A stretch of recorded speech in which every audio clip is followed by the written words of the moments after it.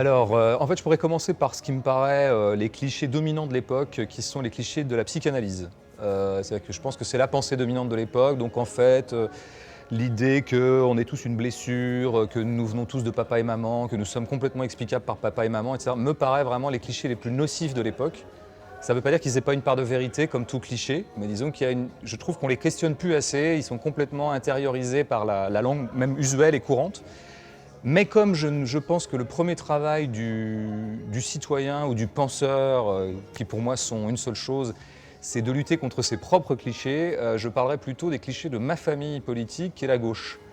Et je trouve que pour évoluer beaucoup dans la culture de gauche, depuis ma famille jusqu'à mes amis, en passant par le milieu culturel qui est quand même globalement placé là, je trouve que les gens de gauche ne sont pas assez vigilants sur leurs propres clichés. Ils sont très prompts à incriminer les clichés des autres, par exemple les clichés racistes bien sûr, ou un certain nombre d'autres choses, des archaïsmes, de la pensée traditionnelle. Bon, ils ont bien raison de le faire.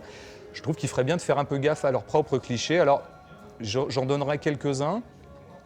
Par exemple, le cliché du mot résistance, qui est vraiment alors, un tube depuis 10 ans, on peut dire depuis 50 ans en France.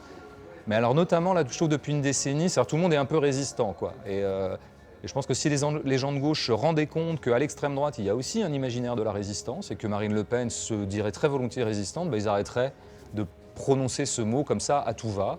Il y en a quelques autres comme ça qui sont l'incrimination permanente des médias, par exemple. Je pense que ça appartient à la pensée critique de gauche, pour des raisons tout à fait légitimes et nobles. Je pense que Bourdieu a fait du bon travail de ce point de vue-là, je pense que Debord a fait du bon travail et tout un tas de...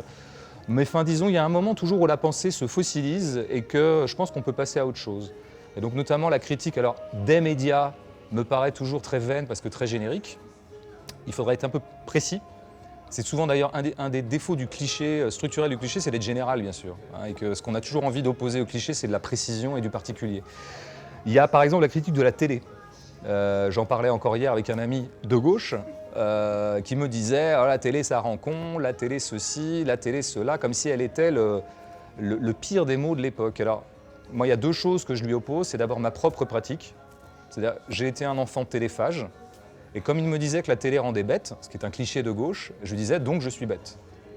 Il m'a dit non, je lui ai dit si tu postules que je ne suis pas bête, ce qui n'engage que toi, reconsidère ton cliché. Peut-être que la télé parfois rend intelligent. Moi, je considère par exemple que la télé a participé à mon épanouissement. C'est à la télé que j'ai rencontré le sport, c'est à la télé que j'ai rencontré Michael Cimino et Maurice Pialat, et c'est à la télé que j'ai rencontré Alain Chabat et tout un tas de comiques décisifs dans ma formation. Le discours sur la télé, en plus, me paraît toujours un discours anti-peuple, en fait, parce que c'est quand on interroge les gens de gauche sur la télé, on leur dit « mais toi, tu la regardes jamais, la télé ?» Et là, ils répondent « ah mais si, moi je la regarde, mais moi j'ai un sens critique. Moi je la regarde au deuxième degré, moi j'ai du recul. » Mais alors, tu veux dire que les autres n'ont pas de recul? Parce qu'évidemment, c'est toujours les autres qui sont pas bien. Et quand on creuse ce discours, on s'aperçoit que cet homme de gauche qui est en train de nous faire la critique de la télé, il est quand même globalement en train de mettre en doute l'intelligence du peuple.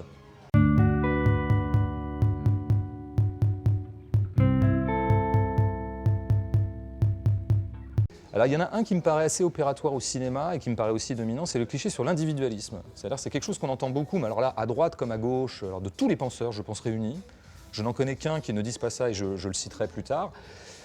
J'en connais quelques-uns en fait, mais notamment un, et c'est l'idée que nous serions dans des sociétés de plus en plus individualistes et que deuxièmement, c'est pas bien.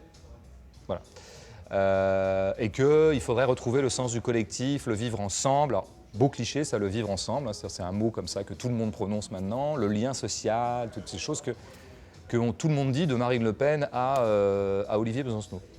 Donc moi je dirais au contraire, Français, encore un effort pour être beaucoup plus individualiste que vous ne l'êtes et penser d'abord à votre épanouissement personnel avant de penser à ce que vous devez au collectif.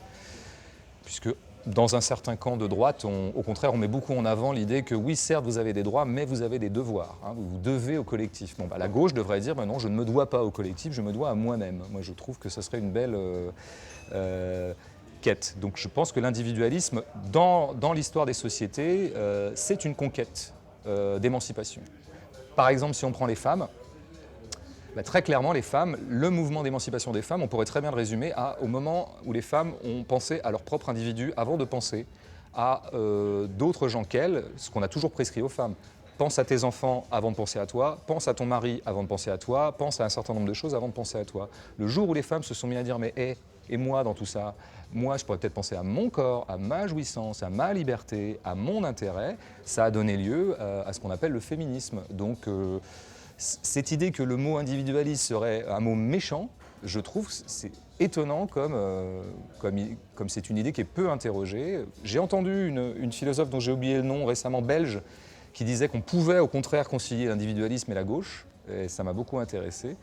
Et par ailleurs, je pense qu'il y a un philosophe que je trouve assez implacable sur toutes ces questions-là, qui est Jacques Rancière, et qui, lui, justement, ira dire que l'individualisme est une conquête, est une émancipation. Donc je ne sais pas s'il y a possibilité de faire un film là-dessus, en fait. Je pense que ça ferait peut-être un film un peu lourdeau, mais voilà, c'est ce que je ferais. My love's real.